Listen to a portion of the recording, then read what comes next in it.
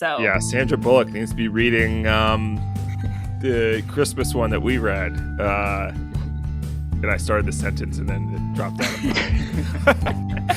out. Phil, the chewing sound in my ear makes me want to jump out my window. Swallow that gum. And the last book is Wuthering Heights. Wuthering. Am I saying it right? It's Wuthering. It's exactly how it's like. Let's go beyond the first page.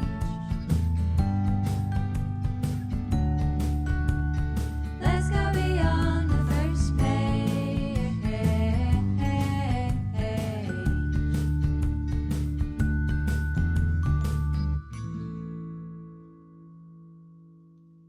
Welcome back, Second Pagers. This is Beyond the First Page podcast with siblings Phoebe, Phil, and Isaac. I'm Phoebe.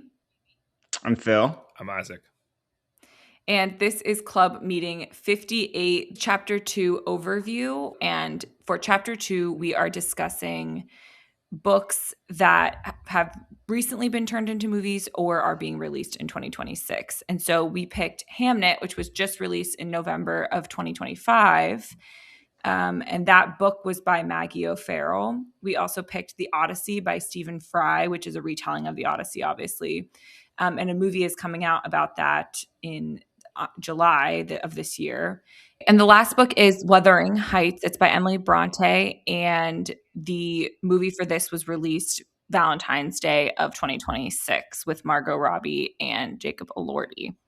So to get started for Wuthering Heights, we can do a quick summary and then we'll give our pros and cons as we do in the overview episode of the podcast. So Wuthering Heights was my pick. And as you can tell from my intro for that, I was excited about that movie because of the cast of characters and because in the movie The Proposal with Ryan Reynolds, Sandra Bullock reads Wuthering Heights every Christmas. And so I wanted to understand what that hype was about. And so this book is about there's two main characters, Kathy and Heathcliff. And Kathy is a girl of some means, and her dad brings home Heathcliff, who was an orphan. And he's raised alongside her and her brother as kind of a third sibling. And they end up falling in love. And this story follows their fairly tortured love affair, which is obvious from all of the trailers that you've seen of this movie. So that's it in a nutshell. And I think I can just say I've read the book now, so I can, say to people like I have read Wuthering Heights. The con is that I didn't really understand the hype surrounding it. If I was Sandra Bullock, I would not have been reading it every Christmas. Sandra Bullock needs to be reading Small Things Like These by Claire Keegan that we read, not Wuthering Heights. Wuthering Heights, way yeah. better book. I will say that in The Proposal, Sandra Bullock is pretty cold and calculating. That's sort of her character. I think it fits pretty well, That's actually. Fair. That's fair. Yeah. Yeah. I thought she read it because it was cozy. It's not. It's not cozy. It's the definition. So this one, I'll go pros and cons next. The cons to start with is if you don't like the prose of like Austen or Bronte or Dickens, like you're not going to like this book because it is all that prose. I think it's a little even better, like prettier, which some people might hate. So if you don't like that, you're not going to like this book. If you like the marriage plot, which is sort of this Jane Austen, you court the woman, you end up together at the end, you're not going to like this book because this book takes all of that. And the pro is it turns it on its head. It does something like very revolutionary to that genre, which is just make everybody super messed up, like make everybody a little bit selfish, pretty evil, make the love depend, like the love turns into this paranoia, this obsession. And you could see how that sort of permeates through these like just desperate characters. And that's what I really like about the book. There's love here is a force of evil because it's not really true love. It's like this obsession. And I think that her characters are very nuanced compared to a lot of the characters written around this time, at least, in that she has a ton of unreliable narration. It's all, I would say the biggest con for me. I really like Wuthering Heights. The biggest con for me for sure is the first 4 or 5 chapters where like what is happening, because he's like having a hallucination and he's like literally not important at all. She should have just skipped right to Nellie and that would have made a much better book. But the first bit is like, this is awful. It's akin to me for the John Steinbeck's East of Eden first chapter, where you're just like, I would tell people just skip the first 5 chapters of Wuthering Heights. Like, honestly, it doesn't add to the story at all. Well, I disagree though. You actually get a good glimpse at Heathcliff in the beginning, which I think is important to the narrative. So I didn't find it to be, I understand it was very off plot, but I understand why it was included. I don't have the same sentiment. Oh, I could not disagree with you more, Phoebe.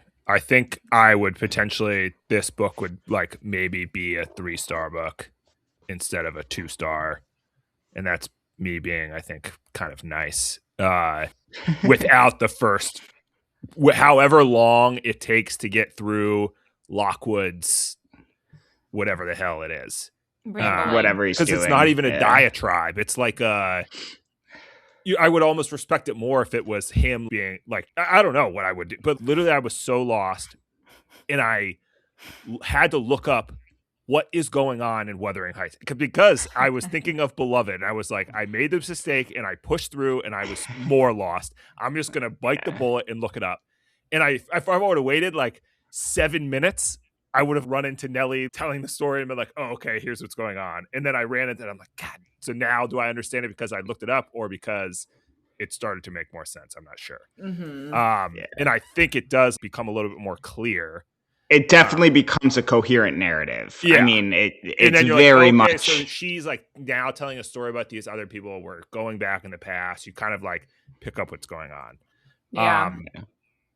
The other negative, which there's no reason for authors to do this other than I think to make it more confusing and make you think that you're thinking more than you have. Like, they make you think like this is a deep book because I'm thinking so much, when really you're just thinking to try to keep the characters straight. The Catherines, there was no need to call the daughter Catherine. Kathy.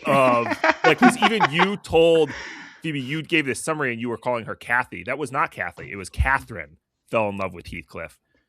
Catherine's daughter with Linton is Kathy. Yeah. And that is the only distinction that you had to, I would have never, without looking up a list of characters, put together. Understood. Yeah. I mean, yes. There It's was funny no 'cause need. There is it's funny- absolutely no need to do that. I think Yeah. there is planned obfuscation there. I think she is intentionally. I think she's drawing this fact of like both of them are sort of these characters that are, one is like privileged and one is like sort of, Kathy marries up and the other Kathy sort of marries down. I think they're like a centering Catherine piece. and Kathy, you have to call them different things. That's not true. Nellie calls them both Kathy. Yeah. Like Kathy is Kathy. Okay, see, I missed that entirely. And that's stupid. That's not right. I think there's a point to be made when we talk further in the episode, or talk further in like the actual Wuthering Heights episode about this, because I think Phil is right that there was a point there. But I think it's interesting because in Hamnet, which was another book, so I think we covered I think you perfectly. And I will say that to Isaac as well. I think there was a point. I do think the point is stupid, and you can make the point in different ways, because I do think that mixing up characters is such a like. I think these 3 books that we read were full of just like easy outs by authors that people are like, oh, this is genius, and I'm like, not really that genius. Yeah. I think to further drive home Phil's point, if you like the prose of Bronte or Jane Austen, Yeah. or even Dickens, Yeah, really any of any. those, this would be a book for you. I think I'm an outlier here because I normally love all that stuff. And then I think also if you want to read a classic, that this would be something you could try. I think we would say maybe there's other classics you could try, but I think if you like the prose and you really don't like the other classics, I think Wuthering Heights is a very divisive book different. Yeah. where you usually, this is like going off on a limb here, you usually don't like Pride and Prejudice and like Wuthering Heights. So if you read Pride and Prejudice and you didn't like it because it was too like sort of jolly, Wuthering Heights is a great take on that. Counterpoint Yeah, to because that. Yeah. we read Charlotte Bronte, Jane Eyre. Jane Jane Eyre. Yeah. And like if this one didn't have the character like names and the beginning part, like I would have liked this one better, I think. Because Right. the lovey-dovey part of it, like Phil said, It's not there. that is pretty unique, I think. And Yeah. pretty cool. Like it reads like a romance and you keep waiting for that like flowery stuff to happen and it never does. It just becomes like more chaotic. So that's really cool. My advice this is for somebody who, if they can bear that, if you've got a week vacation, you're out camping in the woods or something, you just want to have this cool, like I was 2 chapters in this book. I'm like, this is for someone who wants to be, Phil said it about another book, like highbrow for no reason. Mhm. Like Yeah. read this Yeah. book to like check that box for yourself. You get a cool Yeah. hard copy edition of it and you got time to kill and you're just trying to like relax a little bit and you can read a chapter at a time. Okay, maybe try this one. Otherwise, like, don't waste your time. I think that the other thing I'll say is I read for each of these 3 books, I read sort of a modern take or like a different take on the books. So I read a modern retelling of this one called What Souls Are Made Of, a Wuthering Heights remix by Tasha Sori.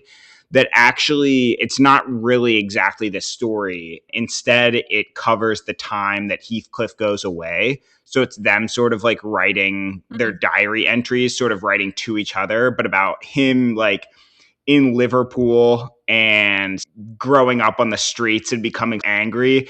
I think that that one is a good one for somebody who wants to like the characters a lot and is like sort of mad that this didn't turn into a romance that they would like. I actually thought it was very interesting. Thought it was a fun book. It's a little bit more YA, but I think that one's worth reading for somebody who really likes the setting but didn't really get what they wanted out of the book.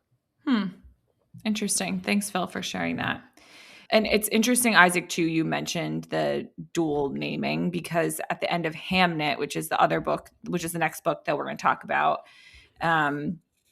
the author mentioned that two of the main characters in Agnes's sphere were named Joan, and she renamed one of them because it's extremely confusing to have 2 characters with the same name. And so that's why she changed the name. So it's funny you brought that up, but that I think brings us into the transition to Hamnet. And if Phil, you could just tell us a little bit about that book.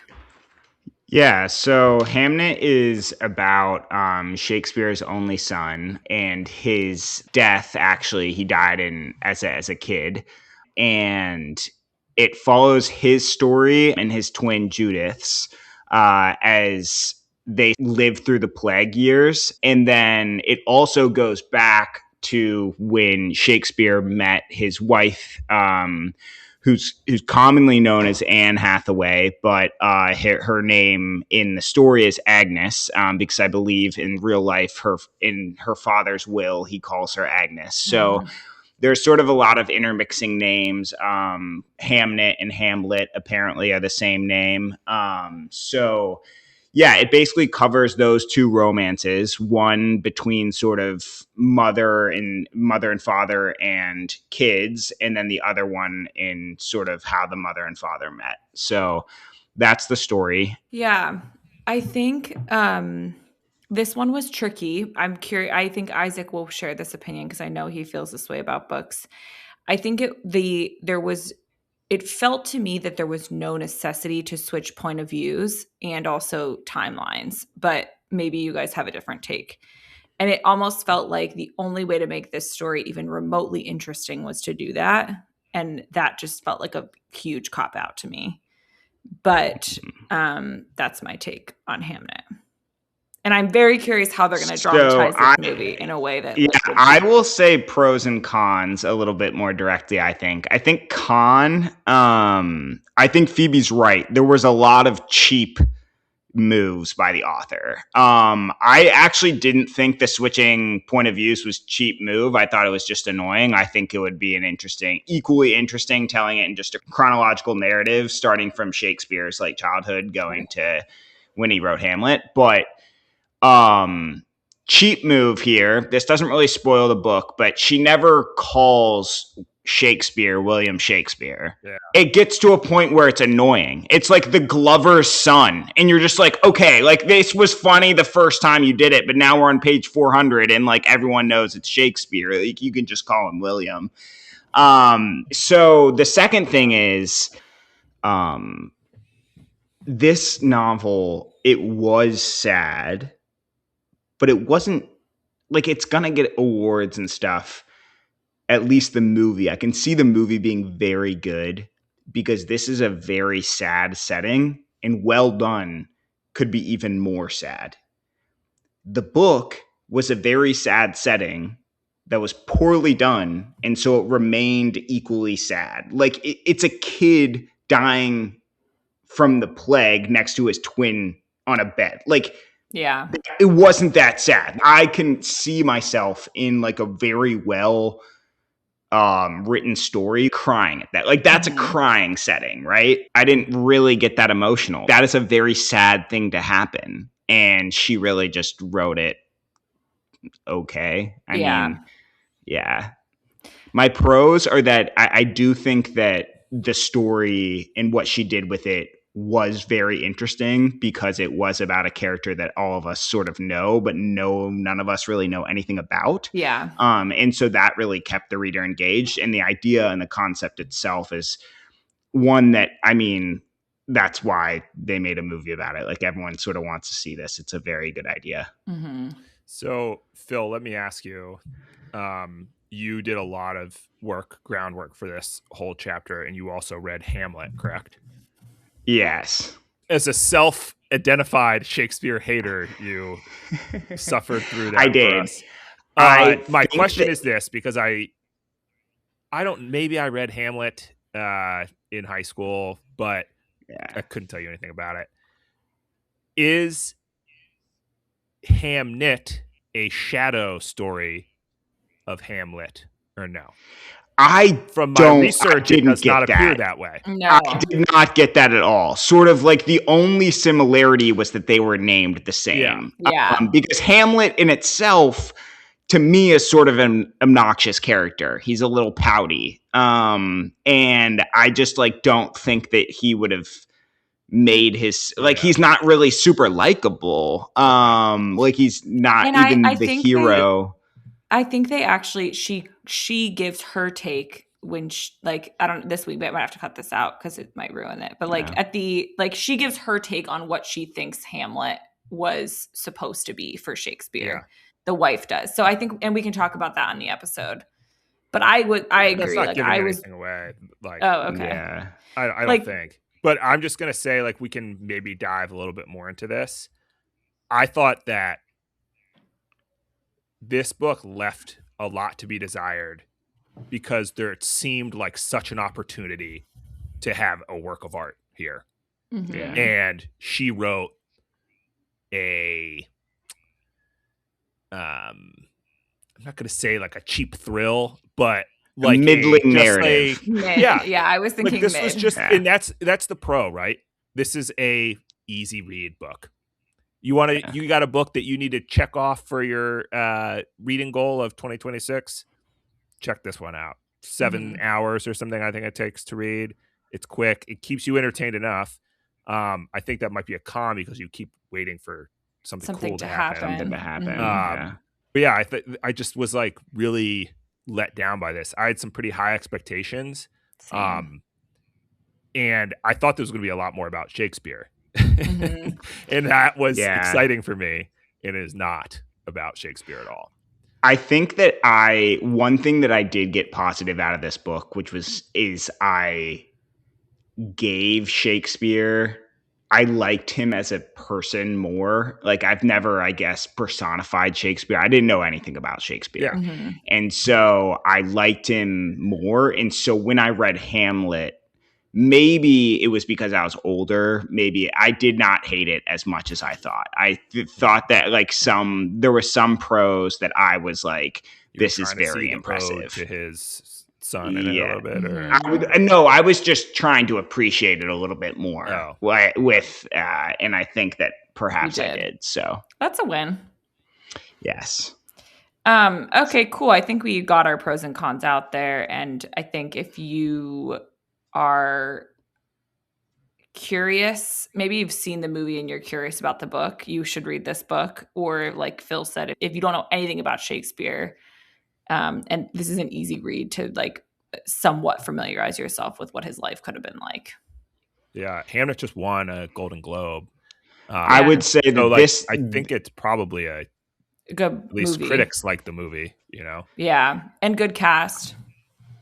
I think that that's what I'd actually would say. This reads to me a lot like a potential Lord of the Rings. This movie could be phenomenal. I mean, I really think the concept is really fantastic, and she just dropped the ball in the writing. I can see this being a really good movie. I mean, it was popular. Like, people like this book. People liked it. Yeah.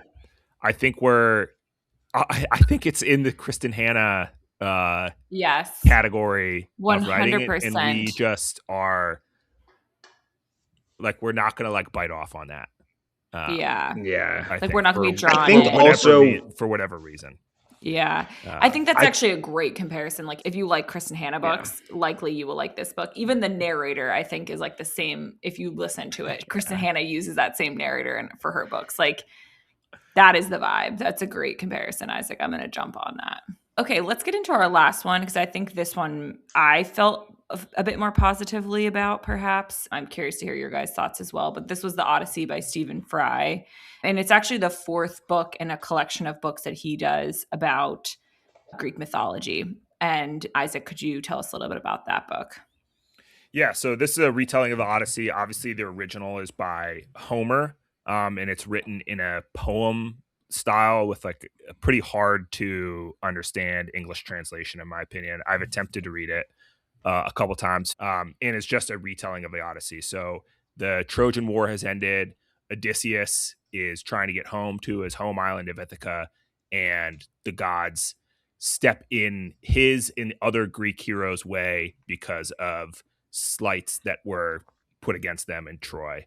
So Odysseus, it takes him 10 years to get back, faces multiple challenges, and then he finally does get back to try to recapture his island from a bunch of suitors who are trying to marry his wife and take all his wealth. Yeah, I think the pro for me was it's very digestible. I really like Stephen Fry's retellings. I think he has a great sense of humor. He reads the book if you listen to it on Audible. And I think if you're interested in learning about the Odyssey and what it was in it, but you don't want to read the Odyssey, like obviously this is a good option for you. Yeah. A con, I think, is just that there's a lot of stories woven in, because every island he goes to is a different story with different characters and different evil beings. And so it was almost like Impossible Creatures that we read, which was a kid's book. It was just so quick. Yeah. It was so quick. You had to really pay attention to where he was and what the point of him being there was. And I think that could be a potential con. And obviously it's not like this is not winning awards. This is not like the best writing or the best book you've ever read. It's just to entertain. And I think it did exactly that. So that's my take. So he says in like a intro or whatever, like, you don't need to read the other ones to understand this one. And I think for the most part that is true. However, having read, again, not the Iliad and the Odyssey in its true form, but multiple renditions of them, having a little background from the Iliad in the beginning of the Odyssey, I think is helpful, because you get the introduction characters to Menelaus, Helen, They even reference like Achilles and stuff, which he's not. Mhm. He is dead already in this one. Ajax. Yeah. And so that, if you don't know the background of those characters, which I personally did, so it didn't bug me, but I could see that being like a, whoa. I thought this was about Odysseus. And you don't hear about Odysseus for a little Half bit. the book. Yeah. And then Phil, again, you read a translation of the Odyssey. And my question, I did a little just like Googling about this. From what I could tell, because one of your complaints was like Agamemnon stuff is not in it. I believe that is not true, though. I think he is. So it's true what I was saying. It's the amount of coverage dedicated to that story. Yeah. He tells Odysseus is sitting in Nestor's chamber, and he gives like a 3-paragraph thing about what happened to Agamemnon.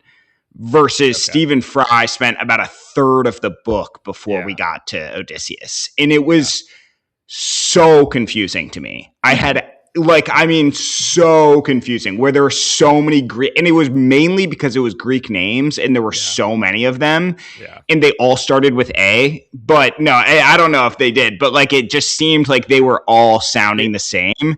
And I was like, a king is being murdered, another king, and everyone's kings, like they're all kings, which doesn't make any sense. Yeah. Well, but I think and that's why I said like you do not need the backstory to this, but I think it would help a lot, because like I would have enjoyed it way more. Like big. It's not a country. All these places were their own countries, and they just like band together. So the Iliad covers all that, and the beginning of the Odyssey is kind of just like a, hey, this is what happened to everybody that you just read about for the past. Because like Odysseus is a big part of the Iliad, but is not for sure not the like whole thing.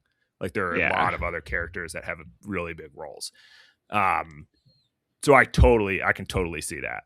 The one tangent that he went off that I don't think was in it, and again, correct me if I'm wrong, is the whole Rome, like the Trojan founding Rome and like Juno defending Carthage. That is completely not in the Odyssey. So I don't know where that came from or what the point of that was. That was the biggest claw in my jaw for this one, is like, I don't see the point at all. It's not like him and Odysseus ran into each other later, like nothing. So I'm not really sure the point. Minus, again, just to like kind of show off the amount of research you did, or I don't know. If he's like, I read about this, so I have to include it. I'm not sure. I do think the Greek mythology goes off on a lot of tangents. That wasn't bothersome to me, and it didn't confuse me. I'd also, if you just watch Troy, the movie with Brad Pitt, like you're gonna get the backstory of all this, I think, pretty well anyways. But yeah, I didn't think it was, I think there's a lot of tangents. It's like reading the Bible. I've never seen Troy, so I do think that maybe that would have helped you a lot. Okay, but then it shouldn't be written as a standalone. Great. Oh, reading the prequel would have helped. So I mean, I do think that it was super manageable, though, especially when it got to Odysseus. And I also think that it's hard too. It's hard because the original Homer book, so it's 22 books or 24 books, maybe 24. The first 4 are from his son Telemachus, from his point of view, like in the present. And that is something that Homer does that is super confusing, where Stephen Fry does it better, where he's like 10 years ago. Homer just sort of writes it all as if it's the present, which is pretty confusing. And I think that having reread the Stephen Fry one right before, I didn't get lost at all. I think I would have gotten lost for a little bit, but I think I would have figured it out. My biggest con with this one, and this is just, it's not really fair, but I do think if we're reading it as like a modern day book, there's not much else to this, I think, than the adventure, which is fine. Again, it is like an adventure book, but I think that it's almost impossible to make critiques on this book, because all of the things, like we talked about Anthony Horowitz sort of making fun of himself in the book. I don't think Odysseus screwing his way across the Mediterranean while Penelope was being chastised. Of course he would have had sex with all of these women, and she would have had to have sex with nobody. And so you can't really make these social comparisons because, I mean, the book is from Odysseus was a bad 4,000 years guy. ago. Yeah, it's so out of our range that it's hard to connect with. Because obviously it's also like a fantasy thing, but even that. So I think that that's a little tough. That also is a little bit interesting, but that was my probably biggest con. I think that I love the Odyssey. This is my favorite of the three for sure. I think it's going to be an awesome movie. For sure. Like killer cast, but like it has everything. It has a love story. It has the fun, even if it is a not directly relatable love story to present day relationships. It has the adventure. It has the fighting, sexual tension, this like flawed character of Odysseus, but he's still the hero. I think it has it all. It's such a great story. Wait, how is Odysseus flawed? Because he was too clever devious. for his own good. Yeah. Like people kept calling him diabolical instead of strategic or whatever. I forget the words, but people kept referring to him as this kind of like evil like genius. He couldn't just let well enough alone, and he took another 10 years to get home. Like he's maybe though that comes across in the Iliad, because I do think he's presented as much more a protagonist in the Odyssey. I mean, he's a protagonist overall. But I think you can be a flawed main character, a flawed hero. No, yeah, we can talk about that more in like the in-depth segment. I think I would push back a little bit, but I think he's maybe. But we can talk about it later. Yeah. I just think this has it all. Regardless, he's a super cool character for sure. Yeah. And I think exactly to your point, Isaac, I'm someone who, if there's a retelling of some sort of Greek mythology, I'm going to read it. And if you are interested in Greek mythology, I think Stephen Fry does a fantastic job at a retelling in an extremely approachable way. It's, I think this is a book for someone who likes Greek mythology, and that's that, Yeah. I would, again, like Phil, do you think someone could say with an asterisk, like, I've read the Odyssey, if you've read this book? Obviously, I've not read the original, but I've got it covered. Yeah, I think that you could. I mean, it's hard to say I've read the Odyssey. Yes. It's hard to even say I've read the Odyssey, but I could think you could say it and get away with it. I think because then if you say that and I say you haven't read the Odyssey, you can be like, you haven't read the Odyssey. Do you know ancient Greek? Right. Like, I mean. So I think you could get away with it. I've read a retelling, not a translation, a retelling. It's detailed enough where you're like, it's definitely not like, I think Percy Jackson's Sea of Monsters is low-key the Odyssey. They do the same thing. Yes, that I would not say that. You did the erotic. Right? Yeah. Yes. I don't think Percy Jackson, you could learn all the Greek myths from Percy Jackson, but I don't think you can say you've read Greek mythology necessarily. Right. Yeah. I think if you're about to shit on Percy Jackson, no, absolutely not. Okay. No. I love Percy. I was gonna say, like, I don't think I personally would say I've read the Odyssey, having read this book, and I have not read the Odyssey, but because I think like even the translations are much more challenging, and I would challenge my like I don't think I was challenged with this book, and I want to be clear because I think that was a pro. For our listeners. So that I wouldn't say it, but I don't think I would judge you. I wouldn't judge you to your face, but behind your back, I'd be like, you did not read the Odyssey. I said with a caveat. I said there would need to be an asterisk. I think yes. It depends on how you approach it. If you approached it with I didn't read the real Odyssey, then I would be like, you read the Odyssey. If you I read the Odyssey and then found out, then I'd be like, you didn't. Yeah. Okay.